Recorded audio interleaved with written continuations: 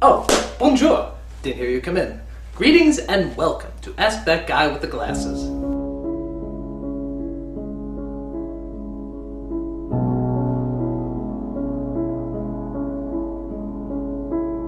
There's seagulls at the top of my school, and they are beginning to become quite a disturbance because they attack people. What can I do to make them disappear? That's a very good question. The best thing to do is grab the complete recordings of Icelandic sensation Bjork. As we all know, seagulls are terrified of Icelandic sensation Bjork. Play some of that music at the top of your school, and they will fall happily to their deaths. The only downside to this is some of the smaller seagulls' heads might actually explode, which will make cleanup quite a nuisance. But not nearly as big a nuisance as listening to Icelandic sensation Bjork. Not that she's not talented, gifted, or incredibly beautiful. It's just that she's from Iceland and I'm terribly racist. Oh my, yes, incredibly racist. Are pigeons emo or goth? Neither, they're gay. What is the best method of defending yourself against a horde of evil squirrels using an onion, a stapler, and the complete works of Edgar Allan Poe? I would say lure them with the onion, place it inside the complete works of Edgar Allan Poe, and as soon as the squirrel approaches the onion, staple his head to page 33. So that way, every time you open up the complete works of Edgar Allan Poe, you can say to yourself, hey, I stapled a squirrel on page 33. Lovely.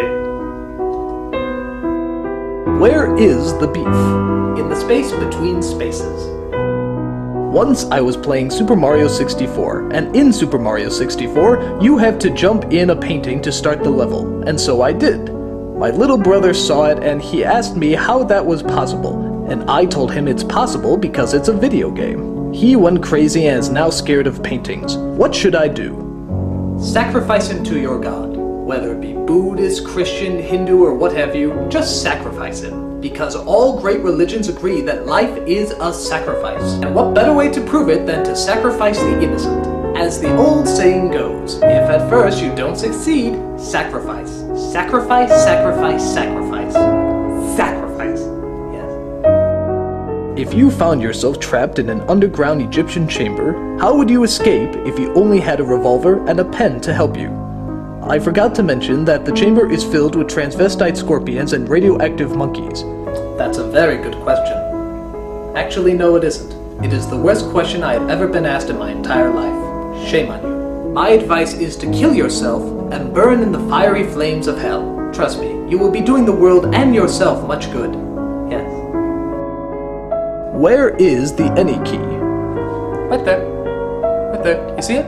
Right there. Do jellyfish get gas from eating jelly beans? Actually, no. The reason for this? Jelly beans are actually jellyfish eggs. Not too many people know that. However, jellyfish do get gas from Bush's baked beans, which are actually the eggs of our current president, George W. Bush, who has gas quite often after eating jelly beans.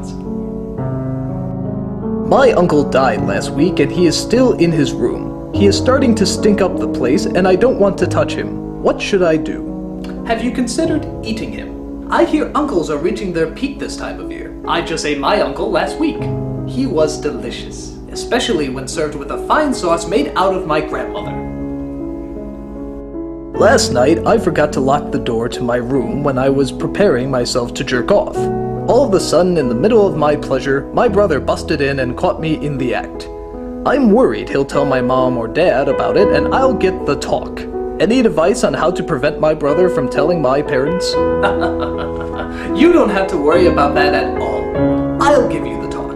You see, when a man and a woman love each other very, very much, and then of course she will say things to you like, what part of restraining order didn't you understand? And you'll say to yourself, why is this bitch getting to do things? Things that you never thought you'd be able to do, but it turns out in the deepest, darkest parts of your soul, you can. And you'll be asking yourself, why have you left me, Lord? Why have you forsaken me and left me in the 10th level of hell?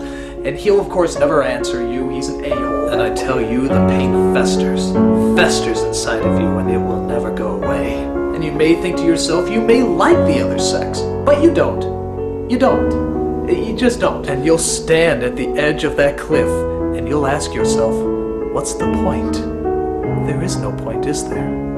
There's only the empty void. And that's what a man and woman do when they love each other very, very much. I hope this has helped you out. It certainly has me.